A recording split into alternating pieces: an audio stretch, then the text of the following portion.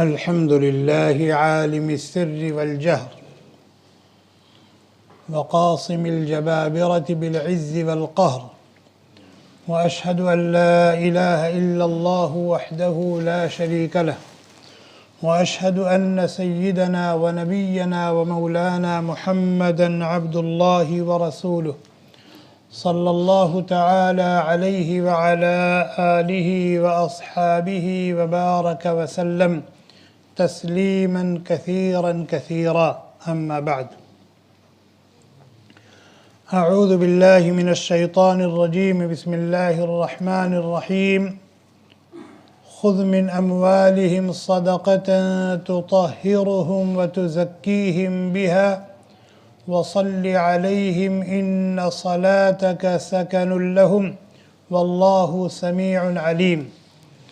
عن أبي ذر الغفاري رضي الله عنه قال: أتيت رسول الله صلى الله عليه وسلم وهو في ظل الكعبة فقال: هم الأخسرون ورب الكعبة، هم الأخسرون ورب الكعبة، هم الأخسرون ورب الكعبة. قال أبو ذر: فأخذني غم وجعلت أتنفس وقلت: فداك أبي وأمي من هم يا رسول الله؟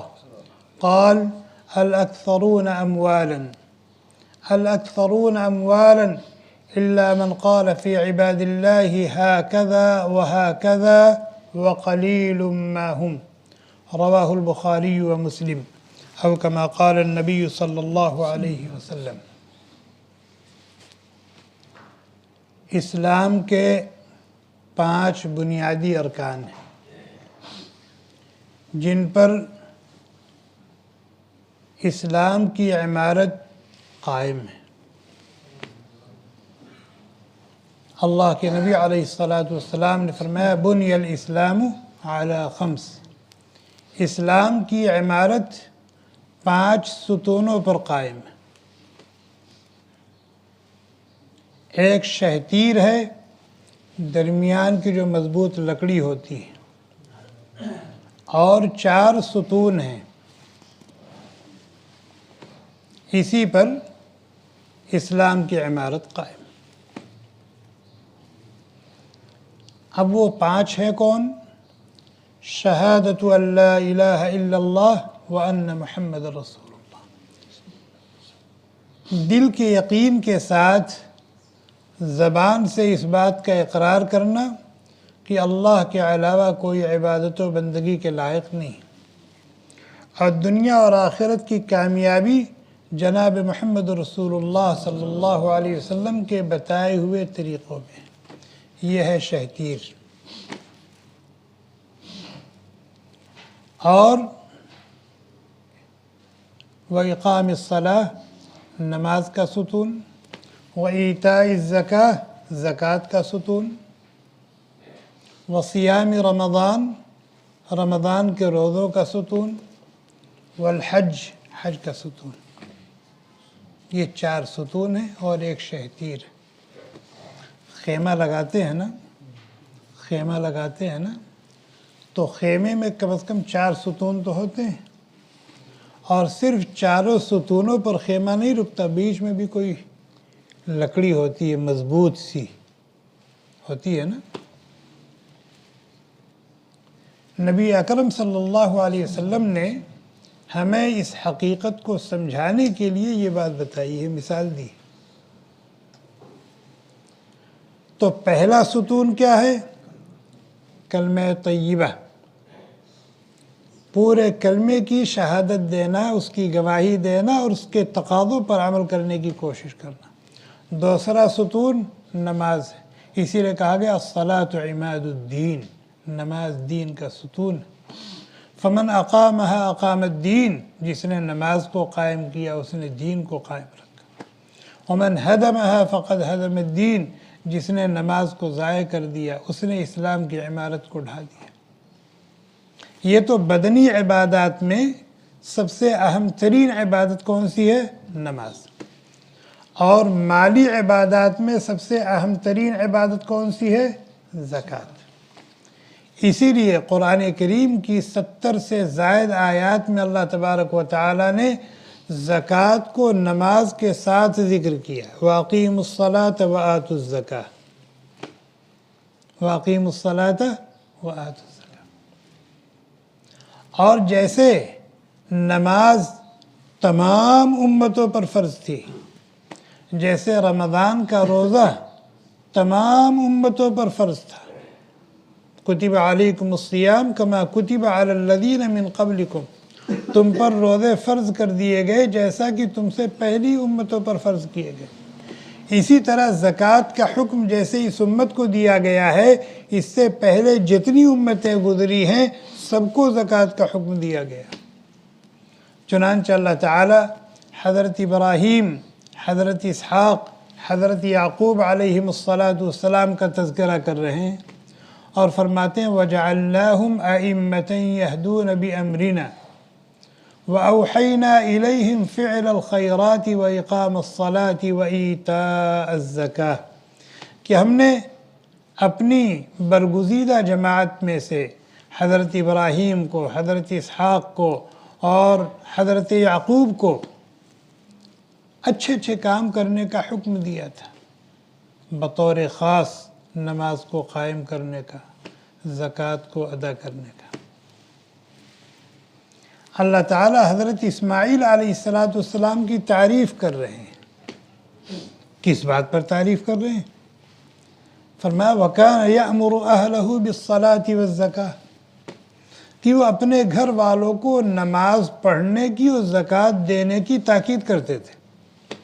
اس کا مطلب ہے کہ خود بھی نماز کے پابند تھے، خود بھی زکوٰۃ کی ادائیگی کا اہتمام کرتے تھے، اس کے ساتھ ساتھ وہ اپنے گھر والوں کو اس کی تاکید کرتے تھے۔ اس لیے کہ ہر مسلمان کی 2 ذمہ داری، خود اللہ تعالیٰ کے احکام و اوامر کو پورا کرنا، نواہی و زواجر سے بچنا، اور اپنے ماتحتوں کو اللہ تبارک و تعالیٰ کے احکام و اوامر کو پورا کرنے کی ترغیب دینا، تاکید کرنا، اور اللہ تعالیٰ کے نواہی و زواجر سے بچنے والے کاموں سے بچنے کی تاکید کرنا۔ تو معلوم کیا ہوا کہ اسماعیل علیہ السلام کی امت پر بھی زکوٰۃ فرض تھی۔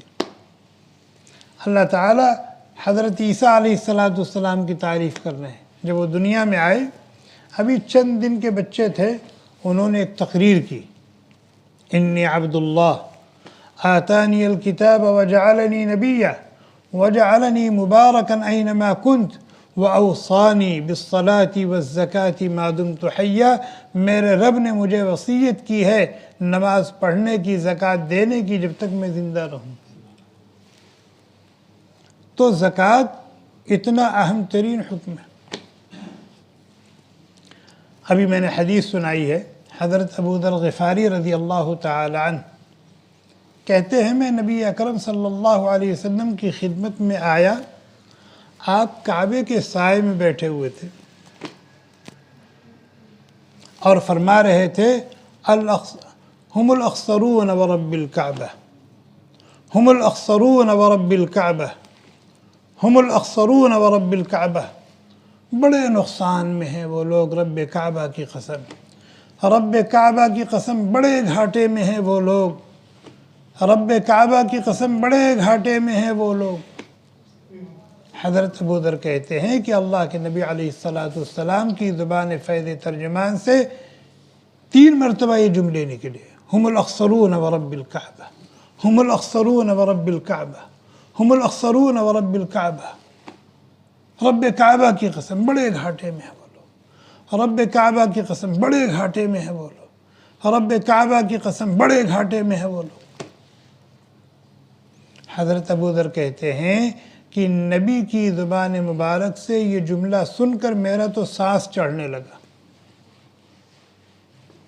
میں رنجیدہ اور غمگین ہو گیا، فَأَخَذَنِي غَمٌّ، میں رنجیدہ اور غمگین ہو گیا، وَجَعَلْتُ أَتَنَفَّسُ، اور بڑی بڑی لمبی لمبی سانس لینے لگا کہ اتنی بڑی بات کن لوگوں کے بارے میں کہی جا رہی ہے، اتنی بڑی بات کن لوگوں کے بارے میں کہی جا رہی ہے۔ کہتے ہیں میں نے ہمت کی اور کہا میرے ماں باپ آپ پر قربان ہوں، کون لوگ ہیں جن کے بارے میں یہ بات آپ فرما رہے ہیں کہ بڑے گھاٹے میں، بڑے گھاٹے میں، بڑے گھاٹے میں۔ اللہ کے نبی علیہ السلام نے فرمایا الاکثرون اموالا، الاکثرون اموالا، مالدار لوگ بڑے گھاٹے میں ہیں، مالدار لوگ بڑے گھاٹے میں ہیں، مالدار لوگ بڑے گھاٹے میں ہیں۔ الا من قال فی عباد اللہ ہکذا وہکذا وقلیل ما هم، ہاں جو مالدار مال میں اللہ تعالیٰ نے اپنے غریب بندوں اور بندیوں کا جو حق مقرر کر رکھا ہے، مالدار لوگ اس حق کو ادا کرتے ہیں اور ان کو دیتے ہیں، ان کو دیتے ہیں، ان کو دیتے ہیں، ان کو دیتے ہیں، یعنی مال پر سانپ بن کر نہیں بیٹھے ہوئے ہیں بلکہ خود بھی اس سے فائدہ اٹھاتے ہیں اور اللہ کے غریب اور محتاج بندوں اور بندیوں کو بھی اس سے فائدہ پہنچاتے ہیں۔ زکوٰۃ ادا کرتے ہیں، صدقۃ الفطر ادا کرتے ہیں، نفلی صدقات و خیرات کا بھی اہتمام کرتے ہیں۔ فرمایا یہ لوگ نقصان اور گھاٹے سے بچے ہوئے ہیں۔ اور باقی جو اللہ کی دی ہوئی دولت پر اژدہا بن کر بیٹھا ہوا ہے، سانپ بن کر مسلط ہے، دوسروں کو اس سے فائدہ نہیں اٹھانے دے رہا ہے، وہ بڑے گھاٹے میں، بڑے گھاٹے میں، بڑے گھاٹے میں۔ شریعت کی نظر میں مالدار کون ہے؟ شریعت کی نظر میں مالدار تو ایک اضافی نسبت ہے۔ بھئی ایک آدمی کھرب پتی ہے تو اس کے مقابلے میں ارب پتی غریب ہی ہے نا۔ ایک آدمی ارب پتی ہے تو اس کے مقابلے میں کروڑ پتی غریب ہی ہے نا۔ ایک آدمی کروڑ پتی ہے تو اس کے سامنے لکھ پتی غریب ہی ہے نا۔ ایک آدمی لکھ پتی ہے تو اس کے سامنے ہزار پتی غریب ہی ہے نا۔ تو یہ ایک اضافی چیز ہے، لیکن شریعت نے ایک پیمانہ مقرر کر دیا مالدار اور غریب ہونے کا۔ اس پیمانے سے پتہ چل جائے گا کہ شریعت کی نظر میں کون مالدار ہے اور کون غریب ہے۔ چنانچہ اگر کسی کے پاس نصاب کے بقدر مال ہے، نصاب کے بقدر مال ہے، نصاب کیا ہے؟ اگر سونا چاندی ہو، سونا ہو، صرف سونا ہو تو 7.5 تولہ یا اس سے زیادہ، یہ شریعت کی نظر میں مالدار ہے اور سال بھر یہ مال اس کے پاس رہے۔ یا اگر چاندی ہو، صرف چاندی ہو تو 52.5 تولہ چاندی ہو اس کے پاس، یہ شریعت کی نظر میں مالدار ہے۔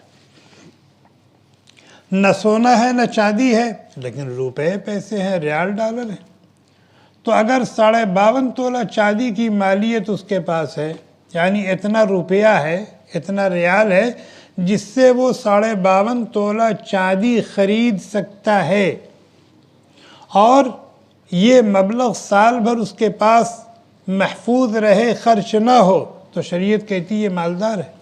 اس لیے کہ اگر یہ محتاج ہوتا تو یہ اتنے پیسے اس کے پاس سال بھر پڑے کیسے رہتے؟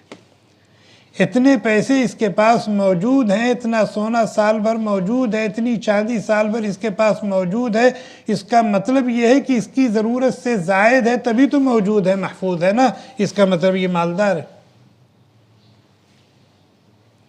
ابھی کل میں نے ہندوستان فون کیا ایک سونار کے ہاں، یہ معلوم کرنے کے لیے کہ 52.5 تولہ چاندی کتنے روپے میں ملے گی، تو انہوں نے حساب 3 جگہ سے، میں نے کہا خود بھی بتائیے اور 3 جگہ سے معلوم کر کے بتائیے، تو انہوں نے بتایا کہ 60 سے 65 ہزار، 60 سے 65 ہزار روپیہ، یہ 52.5 تولہ چاندی یعنی 612 گرام چاندی کی مالیت۔ اگر کسی کے پاس 60 سے 65 ہزار روپے ہیں اور سال بھر اس کے پاس محفوظ ہیں، خرچ کرنے کی نوبت نہیں آئی، تو شریعت کہتی ہے تم مالدار ہو، تم مالدار ہو، زکوٰۃ نکالو۔ اب وہ کودنے لگا میں مالدار ہوں، شریعت کہہ رہی ہاں بھئی تم مالدار ہو، میں تو غریب سمجھتا ہوں اپنے کو، تم غریب سمجھو، لیکن جس نے تم کو اتنا دیا وہ کہہ رہا ہے تم مالدار ہو، زکوٰۃ نکالو۔ اب زکوٰۃ کا سن کر کے کودنے لگا وہ، میں زکوٰۃ نکالوں؟ بھئی کتنا نکالو گے؟ 60,000 روپے میں کتنی زکوٰۃ بنتی ہے؟ بولے 60,000 روپے میں کتنی زکوٰۃ بنتی ہے؟ 1500۔ 60,000 روپے میں سے 1500 نکالتے ہوئے موت کیوں آ رہی ہے؟ 60,000 روپے میں سے 1500 نکالتے ہوئے، ابھی ایک آدمی کے پاس 60,000 روپے ہیں، بینک میں رکھے ہوئے، جیب میں رکھے ہوئے، کباڑ میں رکھے ہوئے، اس کو کوئی تکلیف ہو گئی خدا نخواستہ، چلا گیا ڈاکٹر کے یہاں، ڈاکٹر نے چیک کیا، لکھ دیا الٹرا ساؤنڈ، 2,000 روپیہ آرام سے دے کر کے الٹرا ساؤنڈ کرا لے گا، کرائے گا نہیں کرائے گا؟ نسخہ لکھ دیا اور کہا آپ کو 10 دن دوا کھانی پڑے گی تو آرام ہو جائے گا، اور نسخہ جو لکھا اس نے 1500 روپے کا نسخہ لکھا۔ کیا آج کل کوئی نسخہ ہندوستان، پاکستان، بنگلہ دیش میں کوئی ڈاکٹر 1500 سے کم کا نسخہ کوئی لکھتا ہے؟ وہاں بالکل نہیں سوچتا کہ یار 60,000 میں سے 1500 جا رہے ہیں، 100 میں سے 2.5 جا رہے ہیں، لیکن جب زکوٰۃ دینے کی بات آتی ہے تو 100 مرتبہ سوچتا ہے، لمبی لمبی سانس لیتا ہے اور مفتیان کرام کو پریشان کرتا ہے، تو نکالنا ہی پڑے گا مفتی صاحب۔ یعنی ایسا لگتا ہے کہ جرمانہ دے رہا ہے، ٹیکس دے رہا ہے، نہیں، یہ شکرانہ ہے، یہ مال کا شکرانہ ہے۔ کیا؟ مال کا شکرانہ ہے۔ دیکھ ان لوگوں کو جو پائی پائی کے محتاج ہیں، دیکھ ان لوگوں کو جو پائی پائی کے محتاج ہیں، اور جو شام کو کھا لیتے ہیں تو صبح کا ٹھکانہ نہیں، صبح کو کھا لیا تو شام کا ٹھکانہ نہیں، بیمار ہیں، پیسے نہیں ایک ڈاکٹر کے پاس جائیں، عید آ رہی ہے، سب لوگ خوشیاں منا رہے ہیں، ان کے پاس نہیں ہے کہ اپنے بچوں کے لیے کپڑے بنوا دیں۔ ان کو دیکھ اور سبق لے۔ اگر اللہ تعالیٰ نے تم کو ان کی جگہ پر کر دیا تو کیا ہوگا؟ اسی لیے اللہ کے نبی علیہ السلام نے فرمایا الید العلیٰ خیر من الید السفلیٰ، دینے والا ہاتھ لینے والے ہاتھ سے بہتر ہوتا ہے۔ تو تم کو یہ پسند نہیں کہ تم دینے والے بنو، تم دینے والے بنو، اور نہ دینے کی صورت میں کیا عجب ہے کہ جس مالک نے دیا وہ لے لے۔ کیا لیتا نہیں ہے؟ کیا لیتا نہیں ہے؟ کیا صبح کا کروڑ پتی شام کو روڈ پر نہیں آ جاتا؟ جی ہاں۔ اس لیے اللہ کے نبی علیہ السلام نے فرمایا الاکثرهم الاخسرون ورب الکعبہ، بڑے گھاٹے میں کون؟ وہ مالدار جو اپنے مال پر سانپ بن کر بیٹھے ہوئے، اور اللہ تعالیٰ نے اس مال میں اپنے غریب اور محتاج بندوں اور بندیوں کا جو حق مقرر کیا وہ ادا نہیں کر رہے ہیں۔ پھر اسی حدیث میں اللہ کے نبی علیہ السلام نے فرمایا کہ اگر کسی شخص نے بکریاں پال رکھی ہیں، کسی شخص نے اونٹ پال رکھے ہیں، کسی شخص نے گائے اور بھینس پال رکھی ہیں، بھئی آج ریال، ڈالر، یورو اور پتہ نہیں کیا کیا ہے، لیکن پہلے زمانے میں تو یہی مال ہوتا تھا نا، بکری کی شکل میں ہوتا تھا، اونٹ کی شکل میں ہوتا تھا، گھوڑے کی شکل میں ہوتا تھا، گائے کی شکل میں ہوتا تھا، اسی شکل میں مال ہوتے تھے نا۔ اور پھر شریعت نے اس کا نصاب بھی مقرر کیا ہے، 40 بکری، یہ بکریوں کا نصاب ہے۔ جیسے چاندی کا نصاب 52.5 تولہ، سونے کا نصاب 7.5 تولہ، ایسی بکری کا نصاب 40 بکری، ایسی گائے کا نصاب 30 گائے، ایسے اونٹ کا نصاب 5 اونٹ، یہ نصاب ہے اس کا۔ فرمایا کہ اگر کسی کے پاس بکریاں ہیں، کسی کے پاس اونٹ ہیں، کسی کے پاس گائے ہیں، بھینس ہیں، اور زکوٰۃ کی شرائط ان کے اندر پائی جاتی ہیں، اور آدمی نے زکوٰۃ نہیں ادا کیا، تو دنیا میں جو بھگتار اس کو بھگتنا ہے وہ تو بھگتے گا، کل قیامت کے دن اس کی یہی بکریاں، اس کی یہی گائیں اور بھینسیں اور بیل اور اس کے یہی اونٹ دنیا میں جتنے موٹے تازے اور تندرست اور بڑے تھے وہاں اس سے کہیں زیادہ صحت مند تندرست اور توانا اور بڑے ہوں گے، اور آئیں گے اپنی کھروں سے اس مالدار کو کچلیں گے، رودیں گے، اپنی سینگوں سے اس کو ماریں گے، حَتَّى تَطَعُهُ بِأَضْلَافِهَا وَتَنْطَحُهُ بِقُرُونِهَا، یہ حدیث کے الفاظ ہیں کہ اپنی کھروں سے اپنے لاتوں سے اس کو کیا کریں گے؟ رو دیں گے، کچلیں گے، رو دیں گے، کچلیں گے، ان پر دوڑیں گے اور اپنی سینگوں سے اس کو ماریں گے۔ جس مال کو اپنے لیے رحمت اور نعمت سمجھ رہا تھا اور یہ سوچ کر کے زکوٰۃ نہیں دے رہا تھا کہ ایک بکری کم ہو جائے گی، اونٹ کا ایک بچہ چلا جائے گا، آج یہی مال اس کے لیے مصیبت بن گیا، یہی مال اس کے لیے مصیبت بن گیا۔ اسی طریقے سے بخاری و مسلم کی روایت ہے، اللہ کے نبی علیہ السلام نے فرمایا کہ اگر کسی شخص کے پاس سونے ہیں، چاندی ہیں، اور سونا چاندی چاہے بسکٹ کی شکل میں ہو، چاہے سکے کی شکل میں ہو، چاہے درہم و دینار کی شکل میں ہو، چاہے ڈلے کی شکل میں ہو، چاہے زیورات کی شکل میں ہو، استعمال ہوتے ہوں یا نہ استعمال ہوتے ہوں، اگر نصاب پورا ہے، ما من صاحب ذهب ولا فضة لا يؤدي منها حقها إلا إذا كان يوم القيامة صفحت له صفائح من نار فأحمي عليها في نار جهنم فيكوى بها جبهته وجنبه وظهره، کہ اس کے اس مال کو پلیٹ کی شکل میں ڈھال دیا جائے گا اور اس کو جہنم کی آگ میں تپایا جائے گا، اور تپا کر کے اس بخیل مالدار کی پیشانی کو، اس کے پہلو کو، اس کی پشت کو اور جسم کے ایک ایک عضو کو داغا جائے گا، اور جس پلیٹ سے داغا جا رہا ہے جب وہ ٹھنڈی ہونے لگے گی تو اس کو پھر تپانے کے لیے دے دیا جائے گا، اور دوسری پلیٹ جو تپ رہی تھی اس کو پھر لایا جائے گا، اس سے داغا جائے گا۔ بھئی کبھی سکائی کرتے ہیں ہم تو کیا شکل ہوتی ہے؟ دو کپڑے ہوتے ہیں، ایک گھٹنے پر رکھا ہوا ہے، سکائی ہو رہی ہے، اور ایک پر پریس کیا جا رہا ہے، آگ تپائے جا رہا ہے۔ جب یہ ٹھنڈا ہونے لگا تو اس کو ہٹا دیا گیا، اس کو لے کے لگا دیا، پھر اس کو گرم کیا جا رہا ہے، ایسے ہی تپاتے ہیں نا۔ تو جہنم میں ایسے تپایا جائے گا، ایسے تپایا جائے گا۔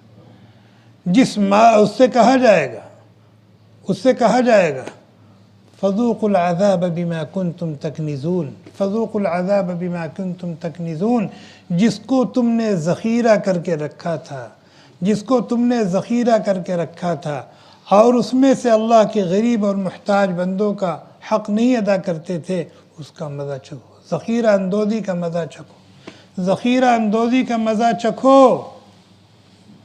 بخاری شریف کی روایت ہے، حضرت ابو ہریرہ رضی اللہ تعالی عنہ راوی، اللہ کے نبی علیہ السلام نے فرمایا من آتاہ اللہ مالا فلم یؤدی زکاتہ مثل له یوم القیامت شجاعا اقرع، مثل له یوم القیامت شجاعا اقرع له زبیبتان یطوقه یوم القیامہ یأخذ بلہزمتیہ ویقول انا کنزک انا مالک، انا کنزک انا مالک، جس کو اللہ تعالیٰ نے مالدار بنایا اور وہ زکوٰۃ نہیں ادا کرتا، اس کے مال کو کل قیامت کے دن بہت بڑے اژدہے کی شکل میں تبدیل کر دیا جائے گا۔ کوئی مشکل اللہ کے لیے؟ بھئی اسی دنیا میں اللہ تعالیٰ نے موسیٰ علیہ السلام کی لٹھیا کو اژدہا بنایا کہ نہیں بنایا؟ لاٹھی تھی وہ، اتوکل علیہا، میں اس پر ٹیک لگاتا ہوں، وَأَهُشُّ بِهَا عَلَى غَنَمِي، اور اپنی بکریوں کے لیے اس سے پتے جھاڑتا ہوں اور بھی دوسری ضرورتیں پوری کرتا ہوں۔ لاٹھی تھی، عصا تھا، لیکن اللہ تعالیٰ نے اس کو اژدہا بنا دیا۔ تو جیسے اللہ تعالیٰ یہاں ایک لاٹھی کو اژدہا بنانے پر قادر ہیں، ایسے ہی ہمارے سونے چاندی کو، ہمارے روپے اور ریال کو، ہمارے ڈالر اور یورو کو، ہمارے دوسرے سامان تجارت جو اموال زکوٰۃ ہے ان کو اللہ تعالیٰ اژدہا بنانے پر قادر نہیں ہے۔ فرمایا وہ دو منہا اژدہا ہوگا، زبیبتان، انتہائی زہریلا ہوگا، ڈس لے تو لہر نہ آئے، سانس نہ لے سکے آدمی، فوراً مر جائے۔ فرمایا قیامت کے دن مالدار کے گلے کا طوق بنا دیا جائے گا۔ اب آدمی یہ سوچے کہ میں تو ارب پتی ہوں، دولت کی ریل پہ لو، میری گردن تو اتنی بڑی ہے۔ نہیں، جو جتنا بڑا مالدار ہوگا اس کے مال کا اتنا بڑا اژدہا ہوگا، اور پھر اس سزا کے قابل اس کو بنا دیا جائے گا، اس کی گردن اسی طرح سے بڑی کر دی جائے گی اور اژدہے کو اس کی گردن میں پہنا دیا جائے گا، اور وہ ایک منہ سے ایک جبڑا پکڑے گا، ایک منہ سے ایک جبڑا پکڑے گا اور اس کو پھاڑتا ہوا کھینچتا ہوا پیچھے لے جائے گا، پھر اس کو چھوڑے گا، پھر اس کو پھاڑتا اور کھینچتا ہوا پیچھے لے جائے گا اور کہے گا انا کنزک انا مالک، انا کنزک انا مالک، میں تمہارا مال ہوں، میں تمہارا مال ہوں، میں تمہارا خزانہ ہوں جس کو تم نے خون پسینہ بہا کر کے کمایا تھا اور اکٹھا کیا تھا اور سانپ بن کر اس پر مسلط تھے اور اللہ کے غریب بندوں اور بندیوں کا حق اس میں سے نہیں ادا کیا تھا۔ انا کنزک انا مالک۔ اس کے علاوہ بھی احادیث میں بہت وعیدیں آئی، کس کے لیے؟ اس مالدار کے لیے جو مال میں سے اللہ تعالیٰ کے مقرر کردہ حقوق ادا نہیں کرتا۔ ایک شخص مالدار ہے، زکوٰۃ نہیں دیتا۔ کیا مطلب؟ ایک شخص مالدار ہے، زکوٰۃ نہیں دیتا۔ مثلا 5,000 ریال زکوٰۃ نکلی اور اس نے زکوٰۃ نہیں دیا، اس کا کیا مطلب؟ اس کا مطلب یہ ہے کہ غریبوں کا حق کھا رہا ہے۔ بھئی یہ 5,000 ریال جو زکوٰۃ کے نکل رہے ہیں، یہ کس کا حق ہے؟ انما الصدقات للفقراء والمساکین، غریبوں اور محتاجوں کا حق ہے۔ زکوٰۃ نہیں دیا یعنی غریبوں اور محتاجوں کا حق کھا گیا، غریبوں اور محتاجوں کا حق کھا گیا۔ غریبوں اور محتاجوں کو کھلانا چاہیے کہ غریبوں اور محتاجوں کا کھانا چاہیے؟ دنیا میں اگر کوئی کسی کا حق مار دے تو کل قیامت کے دن دینا پڑے گا نہیں دینا پڑے گا؟ تو اگر دنیا میں کوئی آدمی مالدار ہے، زکوٰۃ اس پر فرض ہے اور زکوٰۃ نہیں دے رہا ہے، خود کھائے جا رہا ہے، تو غریبوں کا حق کھا رہا ہے کہ نہیں کھا رہا ہے؟ اور کل یہ غرباء و مساکین بارگاہ رب العزت میں دعویٰ کریں گے نہیں کریں گے؟ اپنے حق کا مطالبہ کریں گے نہیں کریں گے؟ ذرا سوچیں۔ وہی سمجھ رہا ہے کہ میں اپنا مال کھا رہا ہوں، نہیں، یہ غریبوں کا حق کھا رہا ہے، یتیموں کا حق کھا رہا ہے، بیواؤں کا حق کھا رہا ہے، محتاجوں کا حق کھا رہا ہے۔ اور دنیا میں انسان کے اوپر جو مصائب آتی ہیں، بلائیں آتی ہیں، پریشانیاں آتی ہیں، ان کے جو مختلف اسباب ہیں، ان میں ایک بہت بڑا سبب یہ ہے، ایک بہت بڑا سبب یہ بھی۔ چنانچہ قحط پڑ جاتا ہے، بارش نہیں ہوتی، کھیتیاں سوکھ جاتی ہیں، باغات خشک ہو جاتے ہیں اور مویشی مرنے لگتے ہیں، انسان قطرے قطرے کے لیے ترستے ہیں۔ اس کی ایک بڑی وجہ زکوٰۃ نہ دینا، اس کی ایک بڑی وجہ زکوٰۃ نہ دینا۔ زکوٰۃ کوئی ٹیکس نہیں ہے، زکوٰۃ جزیہ نہیں ہے، کوئی جرمانہ نہیں ہے، زکوٰۃ عبادت ہے، زکوٰۃ عبادت ہے، زکوٰۃ عبادت ہے۔ مالدار کے لیے شرف اور سعادت کی بات ہے۔ کیا؟ شرف اور سعادت کی بات ہے۔ میں نے اپنے ایک دو ساتھیوں سے کہا کہ میں ہر مہینے کچھ بچانے کی کوشش کرتا ہوں، کچھ بچانے کی کوشش کرتا ہوں۔ تو ان کو حیرت ہوئی کہ آپ بھی پیسے جمع کرتے ہیں، آپ بھی پیسے جمع کرتے ہیں، آپ بھی بچاتے ہیں پیسے۔ میں نے کہا اللہ کے بندے، اگر پیسے نہیں جمع کروں گا تو زکوٰۃ کا فریضہ کہاں سے ادا کروں گا؟ اس شرف سے کیسے مشرف ہوں گا؟ اس سعادت سے کیسے بہرور ہوں گا؟ بھئی پیسے جمع کروں گا تبھی تو زکوٰۃ ادا کروں گا۔ تبھی تو صدقۃ الفطر نکالوں گا اور تبھی تو حج عمرہ کروں گا، اور وہ تمام عبادات اسی وقت کر سکتا ہوں جو مال سے متعلق ہے۔ حضرت عثمان غنی رضی اللہ تعالیٰ عنہ کو اللہ تعالیٰ نے اتنا نوازا تھا، اتنا نوازا تھا، اتنا نوازا تھا کہ لفظ غنی ان کے نام کا جز بن گیا۔ نام تھا عثمان بن عفان، لیکن جب بھی نام لیتے کیا کہتے؟ عثمان غنی۔ اتنے بڑے مالدار تھے، اتنے بڑے مالدار تھے، لیکن ان کا مالدار ہونا ان کے حق میں بھی رحمت تھا اور دوسروں کے حق میں بھی رحمت تھا، اور نہ جانے کتنی مرتبہ اسی زمین پر چلتے پھرتے ان کو جنت کی بشارت دی گئی، اور جنت کی بشارت ملنے میں دخل ان کے مال کا تھا۔ انہوں نے مال خرچ کیا تھا، اللہ کی رضا کے لیے مال خرچ کیا، اور اللہ تعالیٰ کو ان کی یہ ادا اتنی پسند آئی کہ جنت کا مژدہ بھیج دیا، جنت کی بشارت بھیج دی۔ لیکن اللہ کے نبی علیہ السلام نے فرمایا وَقَلِيلٌ مَّا هُمْ، حدیث جو میں نے بخاری و مسلم کی پڑھی تھی، وَقَلِيلٌ مَّا هُمْ، مالدار تو بہت تھے، مالدار تو بہت ہیں، لیکن عثمان غنی جیسے خوش بخت اور خوش نصیب بہت تھوڑے ہیں، بہت تھوڑے، بہت تھوڑے، جو مال کو اللہ کی عطا اور اس کی نوازش سمجھتے ہیں، اور مال کا مالک حقیقی اللہ کو جانتے ہیں، اور پھر اللہ تعالیٰ نے اس مال میں جو حق مقرر کیا ہے پوری خوش دلی کے ساتھ شرف اور سعادت سمجھ کر اس حق کو ادا کرتے ہیں۔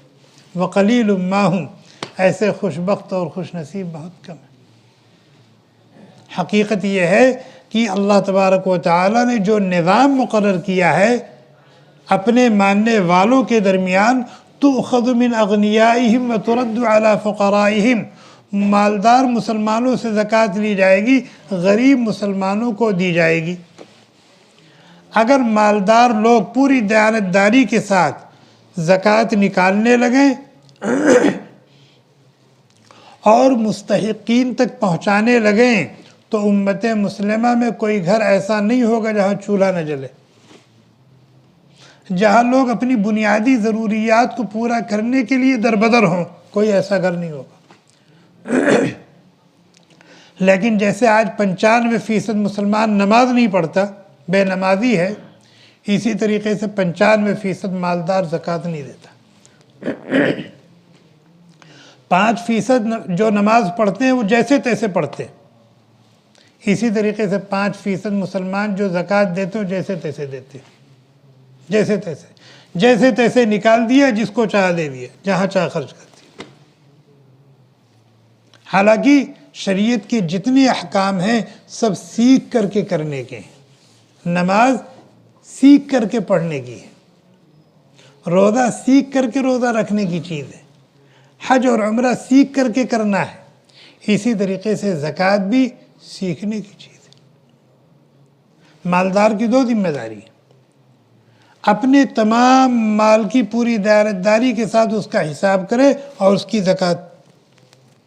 دوسری ذمہ داری جو اللہ تبارک و تعالیٰ نے مصارف زکوٰۃ مقرر فرمائے ہیں ان کو تلاش کرنا ان کو تلاش کرنا اور تلاش کر کے ان تک پہنچانا، یہ ہماری ذمہ داری۔ ہم احمق ہیں جو انتظار کرتے ہیں کوئی آئے گا تو دیں گے، اور کوئی نہ آیا تو پڑی رہ جاتی ہے، کھا جاتے ہیں ہم خود۔ نہیں، پہنچانا ہماری ذمہ داری۔ ایک مسئلہ اور یاد رکھیے، زکوٰۃ مستحق تک پہنچانے میں اگر کچھ پیسہ خرچ ہوتا ہے تو یہ آپ کو اپنی جیب سے دینا پڑے گا، زکوٰۃ کی جو رقم بنتی اس میں سے نہیں۔ مثلا 100 ریال زکوٰۃ بنی آپ کی، اب آپ چاہتے ہیں کہ ہندوستان میں فلاں مدرسے میں بھیج دیں، اب وہاں بھیجنے میں 15 ریال لگ گئے، تو یہ 15 ریال آپ کو اپنی جیب سے دینا ہے، اس لیے کہ وہاں پہنچانا آپ کی ذمہ داری ہے، چاہے آپ جا کے پہنچائیں چاہے کسی اور طریقے سے پہنچائیں۔ اور اگر آپ نے اسی 100 ریال میں سے 15 ریال بینک والے کو دے دیا اور 85 ریال وہاں بھیج دیا تو آپ نے زکوٰۃ کتنی ادا کی؟ 85 ریال ادا کی، 15 ریال آپ کی گردن پر ہے۔ تو جس طریقے سے ہم کسی نہ کسی طرح سے لوٹ پوٹ کے نماز پڑھتے ہیں اور پڑھنے کی کوشش کرتے ہیں، روزہ بھی اللہ کے حکم سے رکھ رہے ہیں، اسی طریقے سے ہم پوری دیانتداری کے ساتھ ہمارے پاس اللہ تعالیٰ کی دی ہوئی جو نعمتیں ہیں، اگر اموال زکوٰۃ ہیں تو ہم ان کا حساب کریں۔ ہماری سمجھ میں نہیں آتا کیسے حساب کریں، سیکھو، کسی عالم دین کے پاس جاؤ، کسی مفتی صاحب کے پاس جاؤ اور ان سے سیکھو کہ میرے پاس اتنی چاندی ہے، میرے پاس 2 تولہ سونا ہے، میرے پاس 10,000 روپیہ بھی ہے، اور 15,000 فلاں کے پاس قرضہ بھی ہے، اور 20,000 فلاں کا میرے اوپر بھی قرضہ ہے، اور میں نے ایک پلاٹ خرید رکھا ہے، سوچا ہے جب قیمت بڑھے گی تو بیچ دوں گا۔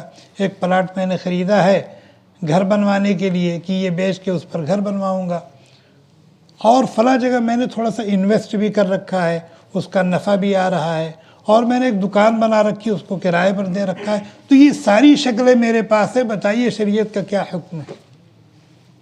بتائیے شریعت کا کیا حکم ہے، اور میں اللہ کے اس حکم کو کیسے پورا کروں؟ سیکھو سیکھو سیکھو، اور جب 1 2 مرتبہ 3 مرتبہ سیکھ لو گے نا تو پھر خود سکھانے والے بن جاؤ گے، اور جو کام سیکھ کے کیا جاتا ہے وہ ڈھنگ کا ہوتا ہے، وہ ڈھنگ کا ہوتا ہے۔ اور اگر نماز بڑھنگے طریقے سے پڑھی جائے تو ادا ہوگی۔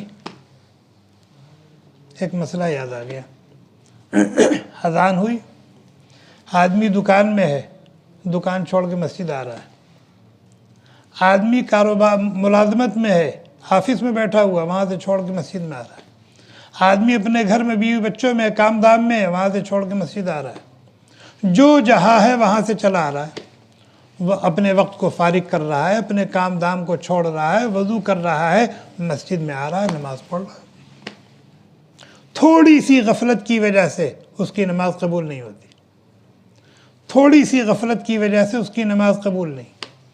وہ کون سی غفلت ہے بتا دوں؟ اللہ کے نبی علیہ السلام نے فرمایا لا تقبل صلاة المسبل ازارہ، اس کی نماز قبول نہیں ہوتی جو نماز پڑھ رہا ہے اور اس کا ٹخنا ڈھکا ہوا ہے، اس کی نماز نہیں قبول ہوتی جو نماز پڑھ رہا ہے اور اس کا ٹخنا ڈھکا ہوا ہے، لنگی سے، پائنٹ سے، پیجامے سے، جبے سے، اس کی نماز قبول نہیں ہوتی۔ حدیث کے الفاظ پڑھ رہا ہوں، لا تقبل صلاة المسبل ازارہ، سستی ہوتی ہے نہیں ہوتی؟ ان اللہ لا ينظر الى صلاة رجل مسبل ازارہ، اللہ تبارک و تعالی اس شخص کی نماز کی طرف نظر بھی نہیں اٹھاتے جو اس حال میں نماز پڑھ رہا ہے کہ اس کا ٹخنا چھپا ہوا۔ ٹخنا کسے کہتے؟ یہ جو دونوں طرف ہڈی نکلی۔ مسلمان مردوں کا کپڑا چاہے وہ پائنٹ ہو، چاہے لنگی ہو، چاہے جبہ ہو، اس سے اوپر ہونا چاہیے، اس سے اوپر ہونا چاہیے۔ جب صف سیدھی کراتا ہوں تو نظر سب کے اوپر جاتی ہے، بڑا دکھ ہوتا ہے دیکھ کر کے، بڑا دکھ ہوتا ہے جب کسی کی لنگی ٹخنے سے نیچے نظر آتی ہے، کسی کا پائنٹ ٹخنے سے نیچے نظر آتا ہے تو دل کڑھتا ہے کہ بیچارہ اتنی محنت کر کے آیا ہے لیکن اس کی نماز قبول نہیں ہوگی۔ ٹوکتا کیوں نہیں؟ لوگ ناراض ہو جاتے ہیں۔ ٹوکتا کیوں نہیں؟ لوگ ناراض ہو جاتے ہیں۔ یہ تھوڑی سی غفلت ہے نا، تھوڑی سی بے توجہی ہے، نماز قبول نہیں ہوئی، نماز قبول نہیں ہوئی۔ تو دین سیکھنے کی چیز ہے، دین سیکھنے کی چیز ہے، اور جو کرنا ہے سیکھ کر کے کرنا ہے، اور اس کے لیے کوشش کرنی ہے، اللہ تعالیٰ سے توفیق مانگنی ہے۔ سبحانک اللہم بحمدک نشہد ان لا الہ الا انت نستغفرک ونتوب الیک۔ سبحان ربک رب العزة عما یصفون وسلام علی المرسلین والحمد للہ رب العالمین۔ جزاکم اللہ۔ Thanks for watching. Don't forget to like, comment, share and subscribe to Al Wahid channel.